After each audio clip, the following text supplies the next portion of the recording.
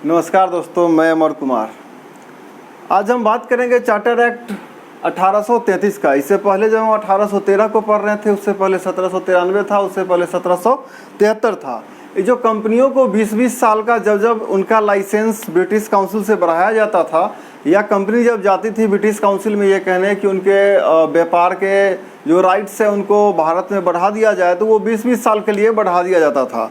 तो इससे पूर्व जब हम 1813 को पढ़ रहे थे, उसके बाद जब 20 साल के लिए बढ़ा तो वो आ गया 1833 के ऊपर। आज तो हम डिटेल्स में बात करेंगे 1833 के चार्टर एक्ट के बारे में। 80-90 साल के बाद जब 1909 में मार्लो मिंटो एक्ट आता है, या यूं कहें कि भारत जब आज़ाद हो जाता है, तो क्यों उस आज़ादी के बाद भी या आज़ादी होने के समय भी इस चार्टर एक्ट 1833 का महत्व बरकरार रहता है। इस एक्ट में वैसे कौन से दो प्रावधान थे जिसकी चर्चा 1909 में भी की गई थी, जिसकी चर्चा 1813 में भी की गई कि भाई ये एक्ट हमारे लिए है और ये हम इसके ऊपर आगे चल के भी काम हो सकता है। तो चलिए शुरू करते हैं दोस्तों। अगर अभी तक आप हमारे चैनल को लाइक नहीं किए हैं तो लाइक कीजिए, सब्सक्राइब कीजिए और अपने दोस्तों के साथ शेयर भी कीजिए। Thank you. तो अब शुरू करते हैं चार्टर एक्ट 1833। इसमें जो पहला प्रावधान था वो है कि बंगाल के गवर्नर जनरल को भारत का गवर्नर जनरल बना दिया गया। ठीक है, यानी कि अब जो बंगाल के गवर्नर जनरल थे, मुंबई, मद्रास और कलकत्ता, इन तीनों के हेड को बना करके बंगाल के गवर्नर जनरल को रखा गया था, जो कि अब पूरे भारत के गवर्नर जनरल के रूप में जाने गए, यानी बंगाल के गवर्नर जनरल। और जो दूसरा महत्वपूर्ण प्रावधान था इसमें वो है कि गवर्नर जनरल की काउंसिल में एक विधि सदस्य, ठीक है, लॉ मेंबर्स को बढ़ा दिया गया। तो गवर्नर जनरल का जो काउंसिल था, जैसे हम लोग पिछले एक्ट में पढ़े थे कि उसी काउंसिल के जो रिकमेंडेशंस था उस पर गवर्नर कानून बना करके रिकमेंड करते थे।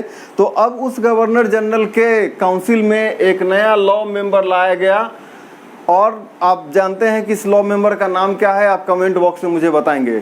खैर, इसी लॉ मेंबर के आने के बाद अब जो भारत में कानून बनेगा वो भारत में ही रहेगा और यहीं से अप्रूवल होकर के यही सी देश में अब काम करेगा ईस्ट इंडिया कंपनी या ब्रिटिश इंडियन पार्लियामेंट के थ्रू जो मैटर्स यहाँ पे आ रहे थे उनको।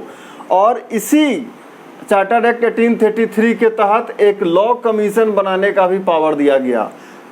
The reason behind law commission की भारत में हर समय नई नई समस्याओं का उस समय ईस्ट इंडिया कंपनी को सामना करना पड़ रहा था, क्योंकि मुगलों का शासन धीरे धीरे समाप्ति की ओर था, राजा महाराजा परेशान थे और स्वदेशी आंदोलन अलग अलग जगहों पे शुरू हो गए थे। तो इस तरीके से हम बात कर सकते हैं कि विधि कमीशन, लॉ कमीशन बनाने के पीछे, विधि आयोग बनाने के पीछे जो तर्क था वो सबसे बड़ा तर्क यही था कि यहाँ का ही लॉ कमीशन जब काम करेगा तो यहाँ के स्थितियों को, ज्योग्राफिकल स्ट्रक्चर को, रीजनल प्रॉब्लम्स को जान करके कानून फ्रेम करने में मदद मिलेगी। तो आज जो हमारे देश में सीआरपी, आईपीसी वगैरह जो है, जिस मैं बात कर रहा था कि क्यों 1909 के बाद भी काम आ रहा था, वो इसी लॉ कमीशन की देन है, जो 1858 जब 61 में आएंगे तो और ज़्यादा इसके ऊपर हम लोग चर्चा करेंगे। ठीक है, अब मद्रास और बम्बई के गवर्नरों की विधायिका शक्ति खत्म कर दी गई। अब चूंकि बंगाल के गवर्नर जनरल को पूरे देश का गवर्नर जनरल बना गया, तो मद्रास और बम्बई की जो गवर्नर्स थे उनके पास लेजिस्लेटिव पावर रह के भी क्या होता, तो उनके लेजिस्लेटिव पावर को यहाँ पे ख़त्म कर दिया गया। तो इसमें दो टर्म आते हैं कि जब इस लेजिस्लेटिव पावर को ख़त्म किया गया, विधायिका शक्ति को, तो पहले बनाए गए कानून को नियामक कानून कहा जाता था और अब जो कानून बनते हैं उसे अधिनियम कहा गया। नियामक कानून और अधिनियम कानून में फ़र्क क्या है? नियामक शब्द को इंग्लिश में आप रेगुलेट समझिए, रेगुलेटरी समझिए, और अधिनियम को जो आज हमारे देश में बनता है उसे हम लोग एक्ट कहते हैं। तो नियामक कानून जब भी बनेगा तो वो केवल और केवल किसी एक विशेष परिस्थिति को रेगुलेट करने के लिए, यानी कि उसे नियम के तहत बना करके इसी परिस्थिति में उसको काम करने के लिए रखा जाता है। लेकिन जब अधिनियम बनाया जाता है तो अधिनियम, आप अभी भी प्रस्ताव जानते हैं कि पहले बिल होता है, जब उस पर बहस हो जाती है, पास हो जाता है, डिग्नेटरी अथॉरिटी जब उस पर साइन कर देते हैं तब वो एक्ट बन जाता है, और उसी एक्ट के तहत जितने भी एग्जीक्यूटिव बॉडी हैं वो काम करेंगे। तो नियामक यानी कि उसको कंट्रोल करने के लिए है, अधिनियम यानी कि इसके तहत कानून के अंडर में अब सारा काम होगा। तो ये नियामक और अधिनियम में फर्क था, यानी कि मद्रास और बम्बई के गवर्नरों की जब विधायिका शक्ति समाप्त की गई तो समाप्त होने से पहले जो ये लोग कानून बनाते थे वो नियामक कानून, रेगुलेटरी लॉ कहते थे, और बाद में जो बनने लगा वो एक्ट कहा जाने लगा।